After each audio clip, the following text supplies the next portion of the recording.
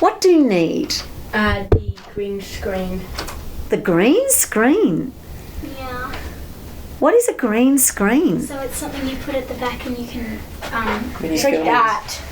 But it's green. Yeah. And who said it was in here? Kira and Scott. And me. No.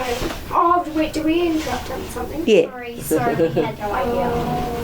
Usually there's no one in here, so it was my fault. Environment.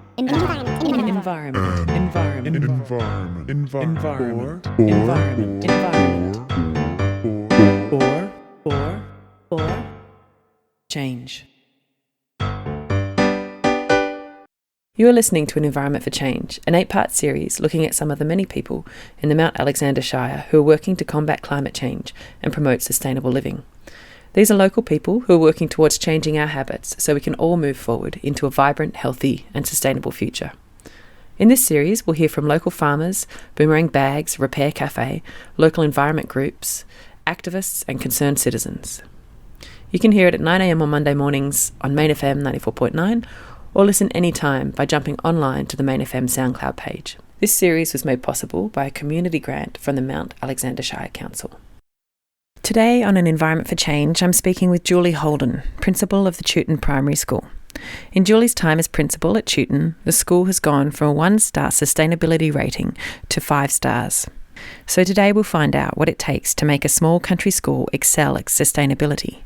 But first, who is she? Why does she care? And when did this passion for sustainability start for her? I did have a little stint at Chewton Primary School 30 years ago where I actually started a sustainability program.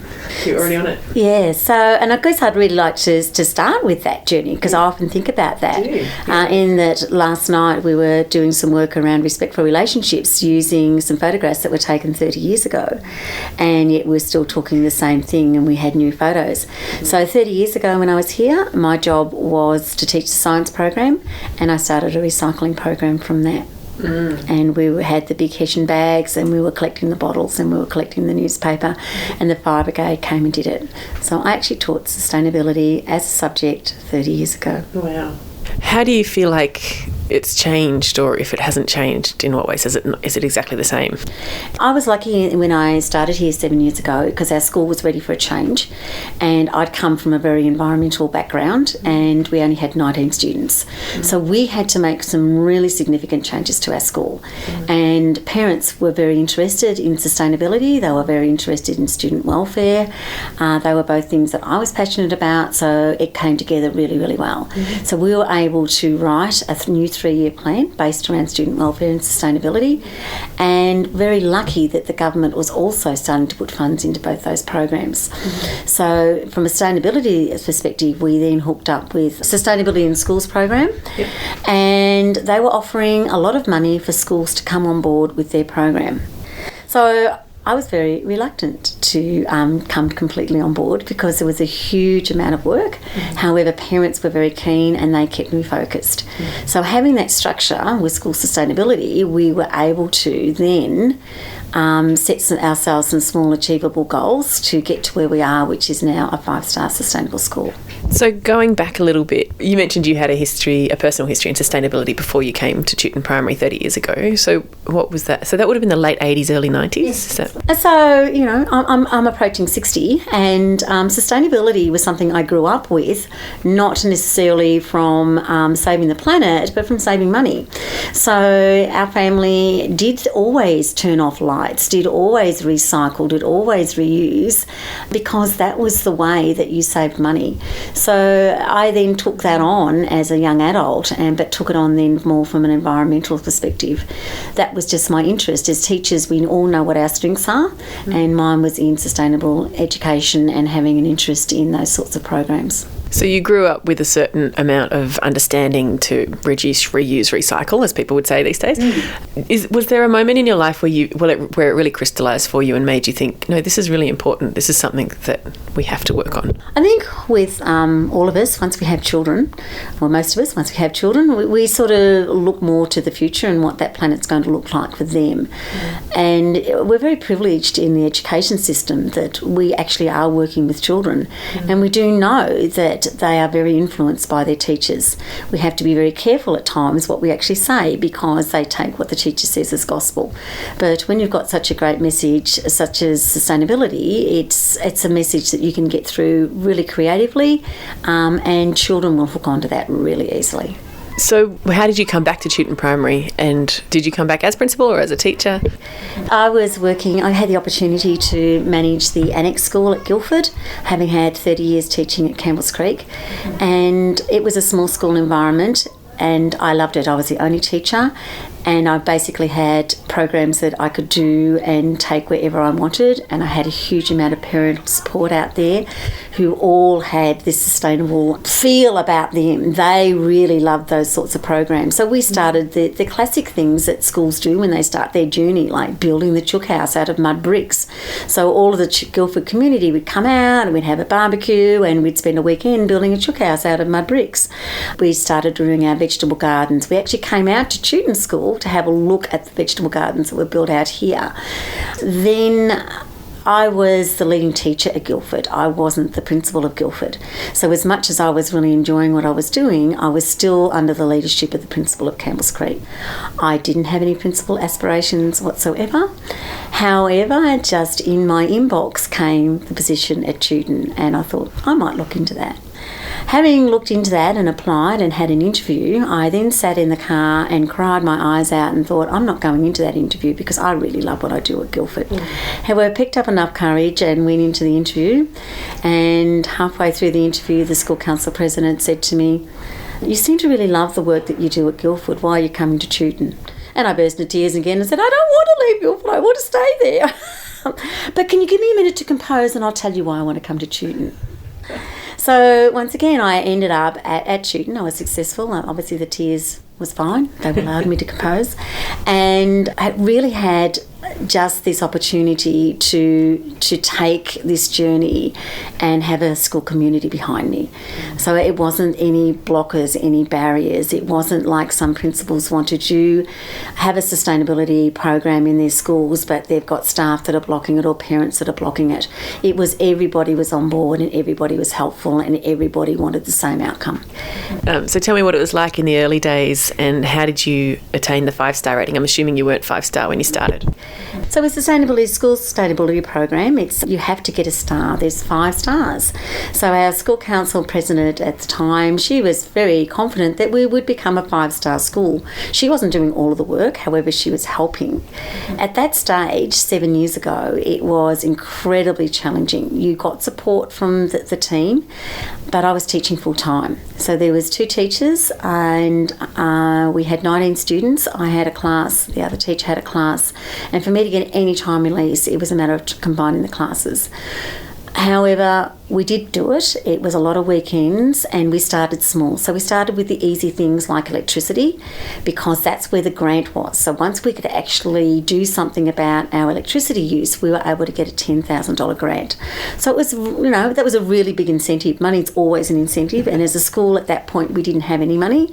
So we thought, okay, we'll go for that. So we achieved all of the original electrical sort of outcomes, which are easy: changing light globes, changing the habits, getting kids to switch off lights, looking at how we can draft proof our school, looking at what we can double glaze, putting insulation into the ceilings, and that made a huge difference.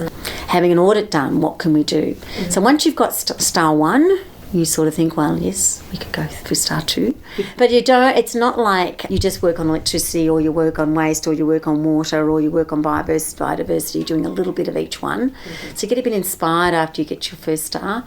But it is a lot about writing policy, implementing programs, but the hardest bit is uploading all of the evidence. As teachers, we can often do all the work, but to actually become a 5-star school, you've actually got to show all the evidence. But it was fine. It was just taking it easy. So you do the easy stuff. Recycle bins in the classroom, compost space, that's easy. Rubbish-free lunch, that's easy. And then you leave the harder, more challenging things till a little bit later on. Early in the stage, or I guess what works really well for our school is that there is a huge amount of teaching resources to help you integrate sustainability into your everyday program.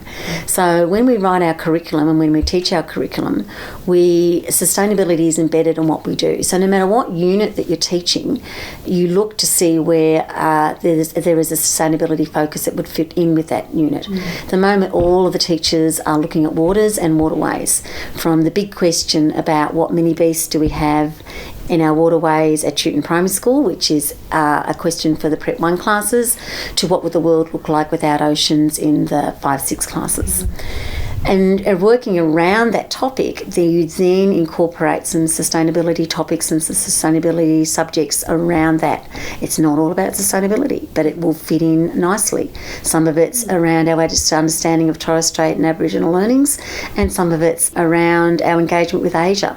But sustainability is the through line through all of that. In mathematics, it fits in absolutely beautifully. So if you're looking at graphing, you look at your energy use and you'll show the kids what our energy use has been for the day. We can actually bring that up. This is how much electricity we've used. Why? Why did it peak at 12 o'clock? Why did it stop at 3 o'clock in the morning? What was happening at 1 o'clock? And we can see the same thing with water.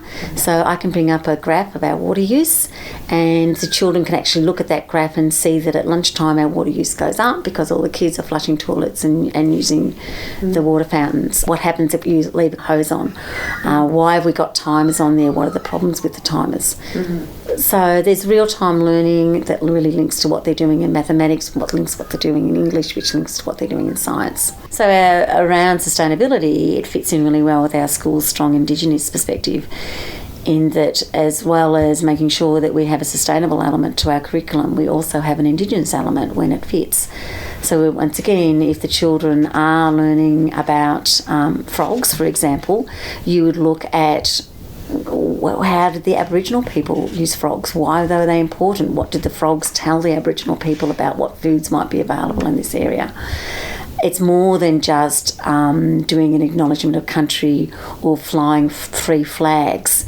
It's always respecting the Aboriginal input into how Chewton developed. So if we're looking at gold, for example, in Chewton, and how the land was denuded of trees, how did that displace the Aboriginal people? So how did they cope with that? Where did they go? How did their lives had to change? If we're looking, as we were last week, at comparing weeds in Chewton to Indigenous foods in Chewton, and when we went out the back and found out that our bushland didn't have any Indigenous foods, the students then had to think about, well, what could we do to introduce more Indigenous Aboriginal foods to our area? So when we're doing our new planting in the bushlands next year, are there foods that could we actually grow? Are there Indigenous foods that would actually grow in our area? There may or may not, but we'd have to go and find that out for ourselves. And have you been working with Auntie Julie in the meeting place? So our school works really closely with Nullarun. We don't have any Aboriginal students at our school. However, we do have, last term, we took a group of students out to the meeting place so they could find out what was happening there. When we're planning our curriculum, we contact Nullarun and say, this is our unit of work for next term. Can you give us an Aboriginal perspective on that?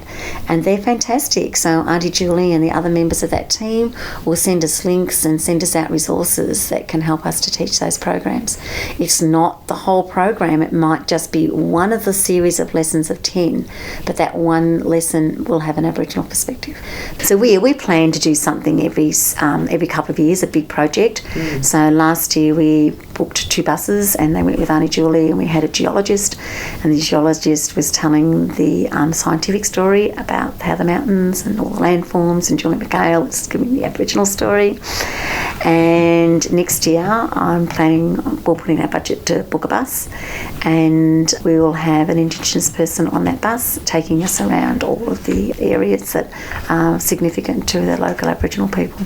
That's so great. So they're big projects, they're expensive because you've got a bus for the day, so we don't do them every year. So it's something we'll put in for every second year. But in between time we do smaller things. So typical was we had Mass Night a few weeks ago, so we invited some people from Nullarun and they taught the families how to count in the native language from the Jar Jar Ra to 10. So while some children were doing grabbing and some were playing dice games and some were doing measurement, one group was learning the Aboriginal counting to 10 for Jajarong. Thank you so much.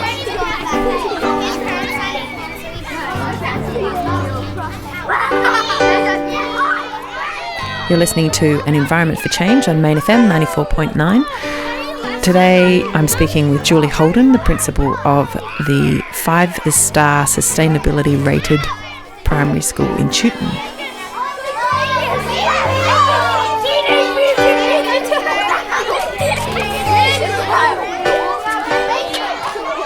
So how did you go from 1 star onwards? You don't have to give details about each star, but you could give a broad sweep. A lot of gaining stars for a 5-star school was around writing policy, and policy is painful to write, and policies then got to be implemented and then got to be continued to be implemented.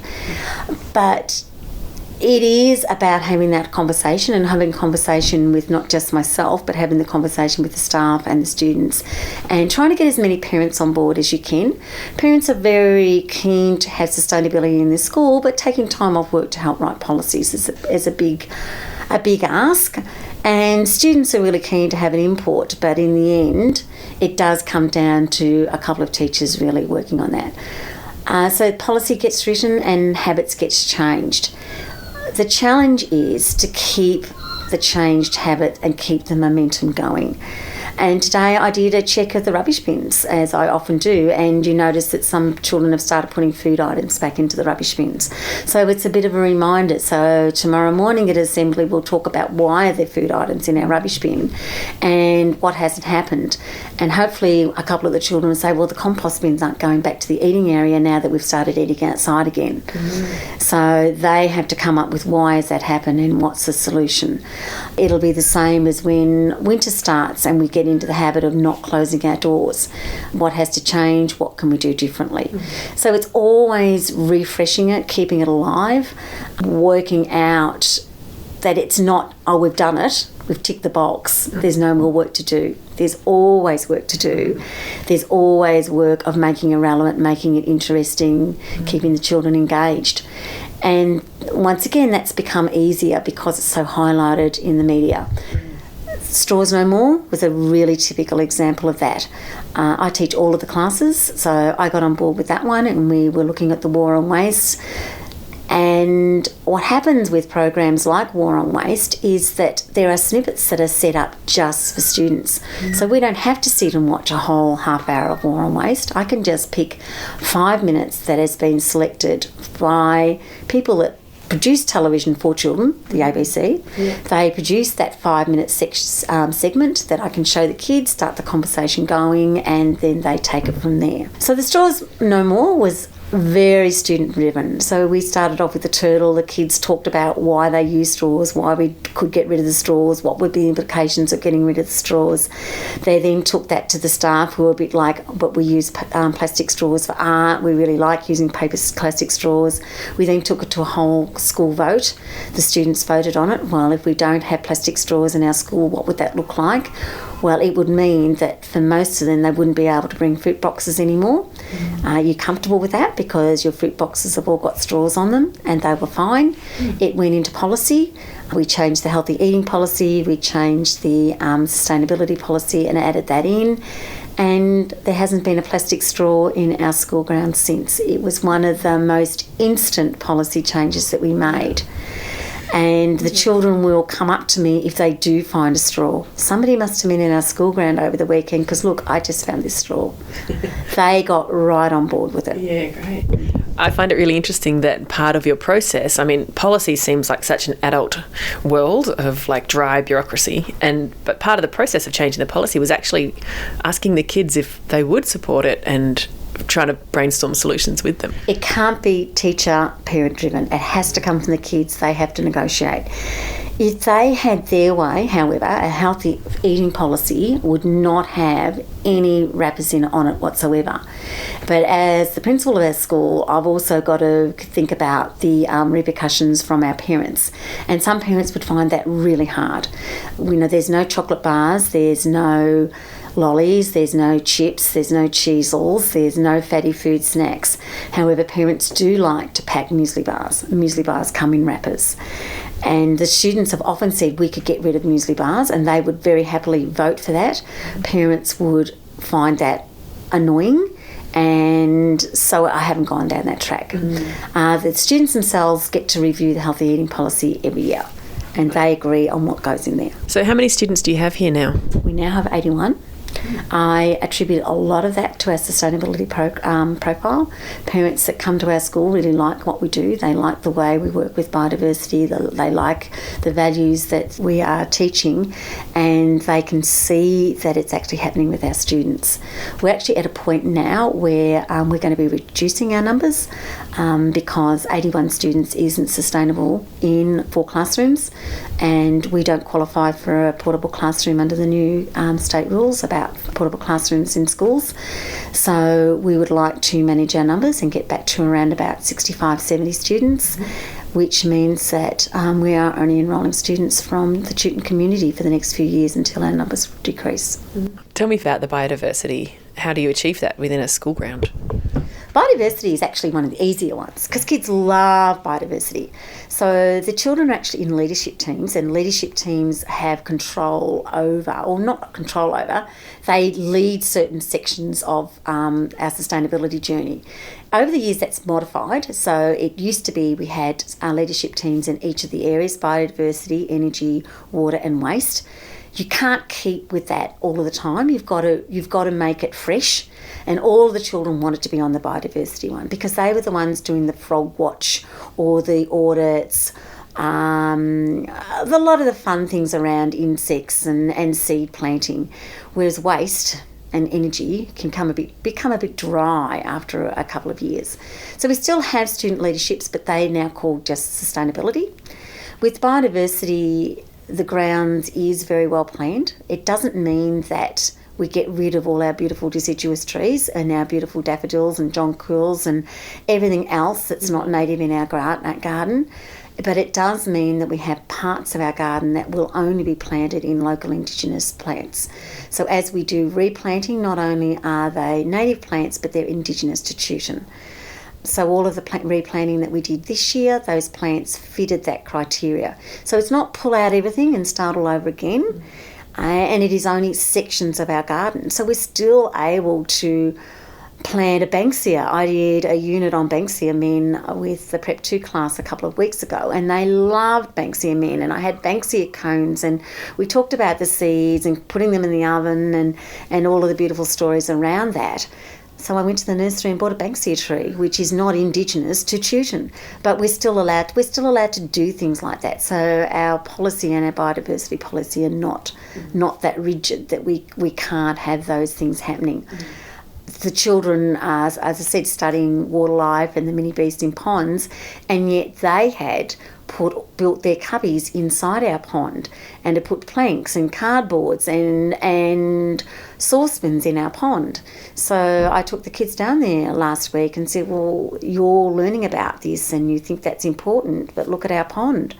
So they cleaned it all out with me, and then if you look around our yard, a couple of them decided they would make signs around everywhere about how we've got to look after our pond, because we know that the frogs are going to be laying tadpoles in there and eggs in there in a couple of weeks. So you sort of start the conversation with the children, they take it on, and away they go with it. Are you working with local land care or other environment groups to help you achieve some of these goals? Castlemaine is full of environmental groups, and so is Chewton. So Chewton has 3 groups. We have Post Office Hill Land Care, and they manage the land behind our school. And for older people of Castlemaine, they'll remember when that was a tip site, and when that tip at Chewton was closed, Post Office Hill took over that land. So that's one site that we manage. We've currently got a grant application in with them, and they've done a lot of work with us around bird boxes and bat boxes, children building the boxes, putting the boxes up around our school, going out with cameras and looking to see who's using which box, which is always the wrong creature in the wrong box, but that's exciting as well. We work with Golden Point Land Care, and we've done a lot of work around Forest Creek with Golden Point Land Care. There's also Chewton Land Care as well. We work very closely with Connecting Country. They did a major project with us was last year, which was frog habitat. So that was a whole community project which we tapped into and took a small part of it. And we set up some habitat stations just outside our school grounds, which the children then monitored and created a film about. But it was part of a bigger project. And are you working with other primary schools or other schools in the area since you've achieved the 5-star rating? And I'm assuming other schools are also interested. Have you been collaborating with other schools? So Sustainability Victoria, with the schools program, they get other schools together and they get to share ideas. There's quite a lot of Castlemaine schools on that journey, and we are the second Castlemaine school because Winterspate's also a 5-star school. And so there's lots of information sharing. There's also opportunities for us to share in unusual ways. 2 years ago we did a school production with another local school because we shared the creek, and we had a story about our creek and the sustainability story around that. I was talking before about embedding sustainability in all of our programs. It even comes down to a school production. So currently we have a school production called Bite, and there will be a sustainability element in that school production. I have heard that you might be leaving this school. Is that true?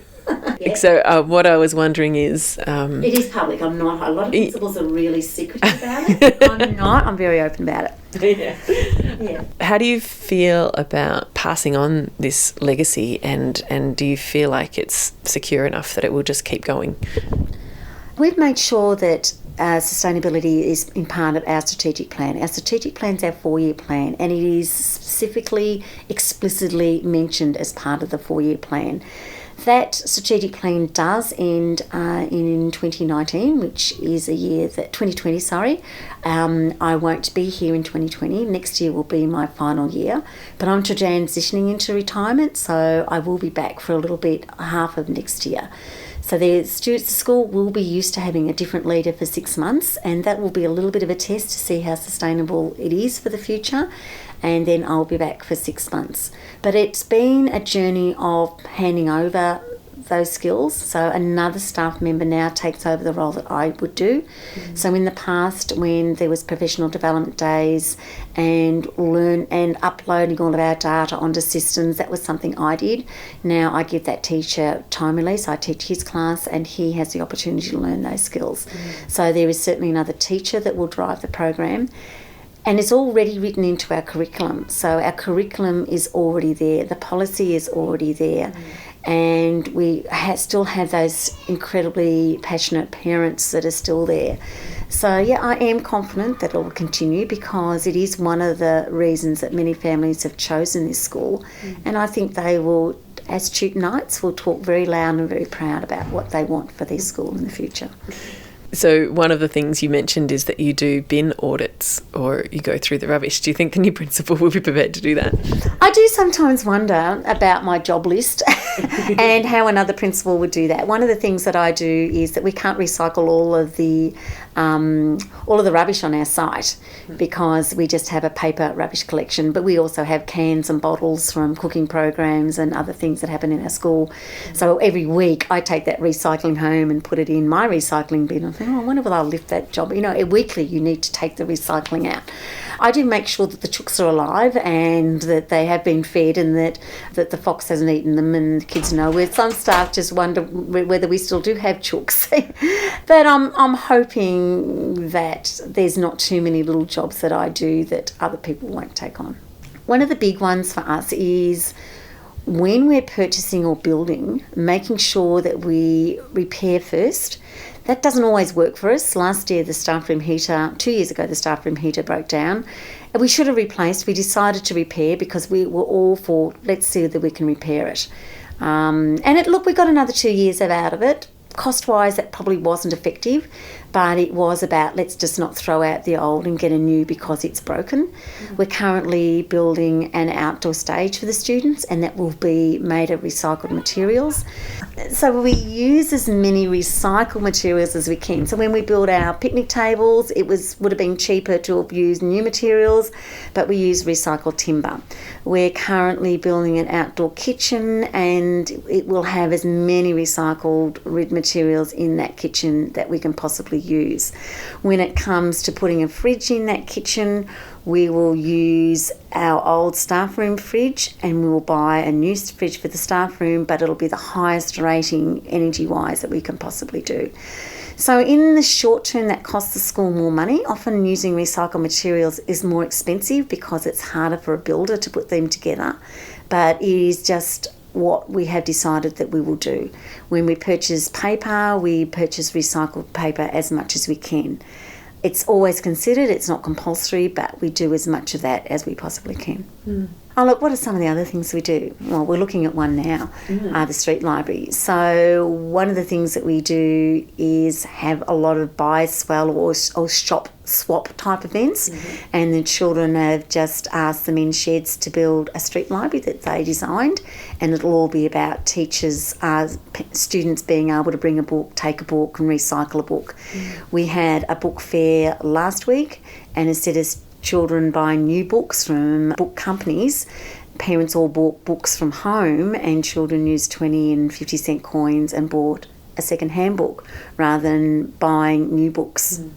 They are really keen to have a used clothes sale, and hopefully we'll get that done before the end of the year, so the children will actually be all bringing used clothes.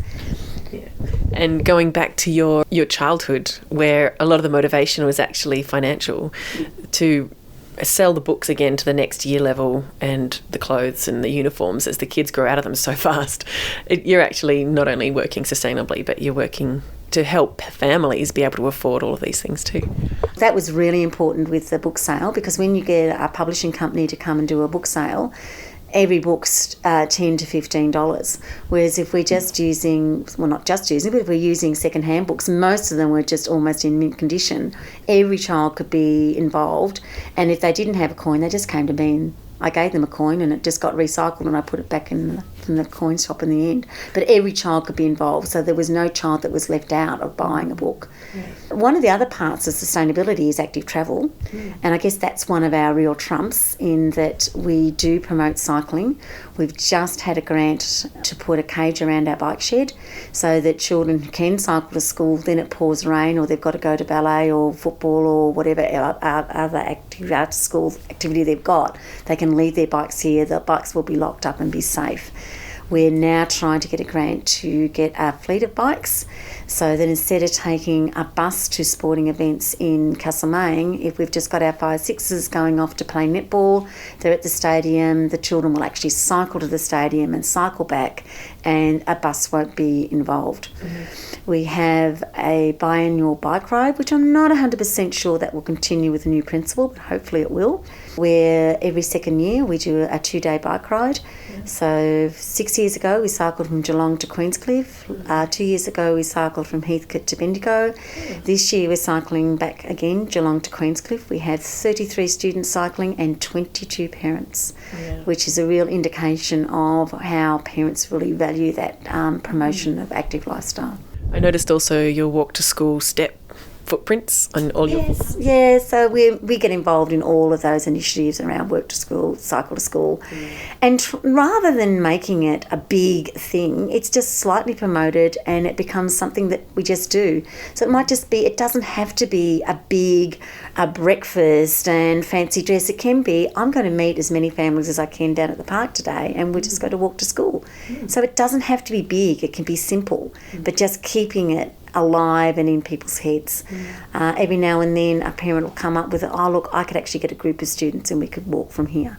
One of our big problems with active travel is at the moment 50% of our students live outside of Chewton, so a lot of them do come by car or come by bus.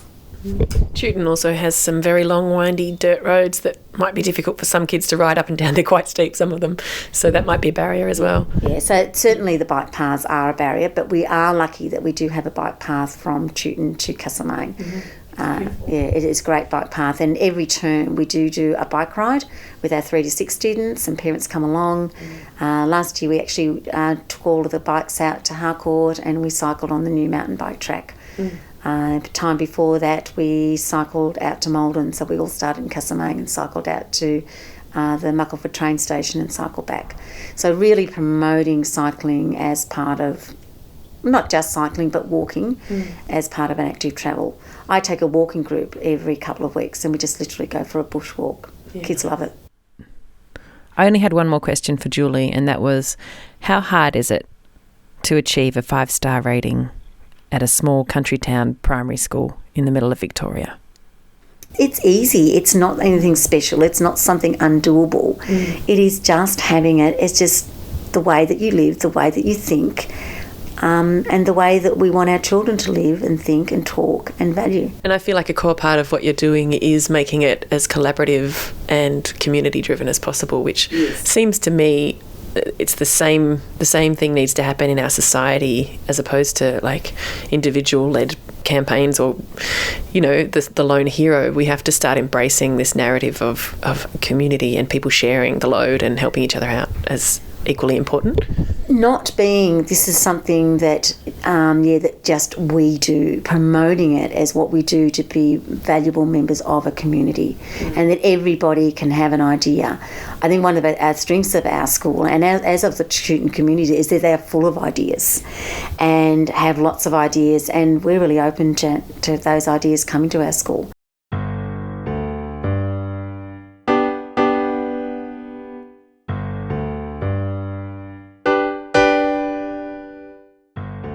You have been listening to An Environment for Change, and today I've been speaking with Julie Holden, Principal of Chewton Primary School.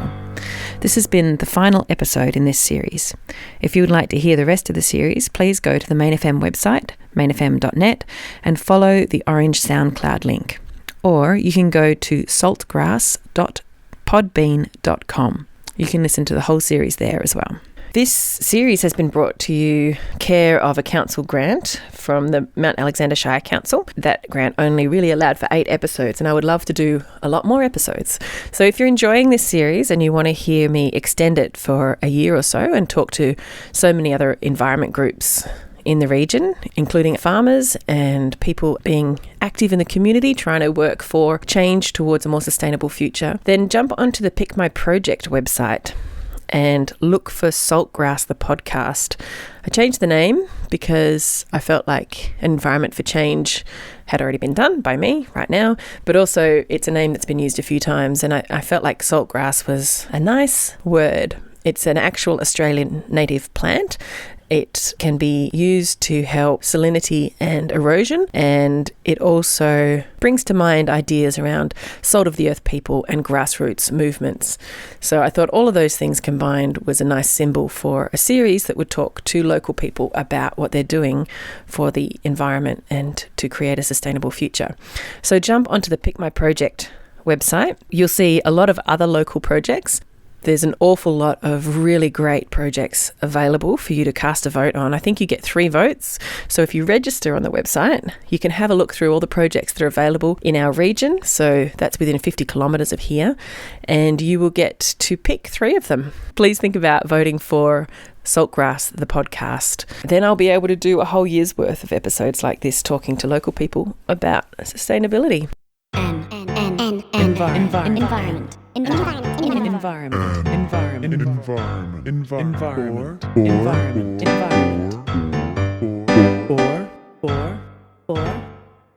Change.